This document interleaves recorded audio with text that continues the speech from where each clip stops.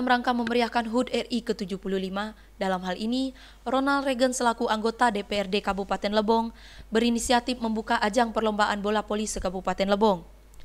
Perlombaan tersebut diadakan bertepatan di Kelurahan Embong Panjang, Kecamatan Lebong Tengah.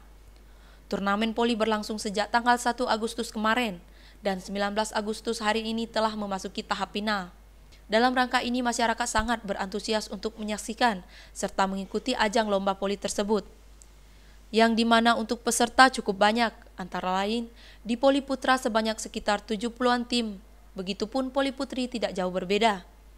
Setelah itu, sore hari ini telah berlangsung babak final, yakni cabang voli putri antara BJBA melawan BJBB.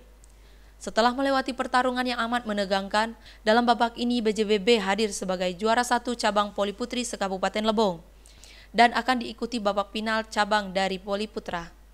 Kalau untuk peserta sendiri, apakah ada yang dari luar kabupaten? Belum ada. Oh, belum ada. Cuma ada anggota legend. Oh. Anggota legend itu dari luar, ada legend nasional, atlet pedo. Oh, iya. Ikut memeriahkan 17 Agustus. Itu Jadi ada Jawa, ada Piagam, ada Wong Saku.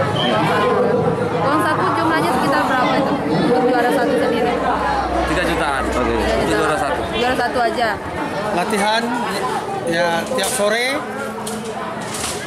vitamin, ya pokoknya banyak persiapan.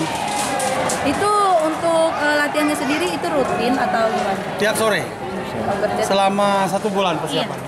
Persiapan udah 1 bulan ya.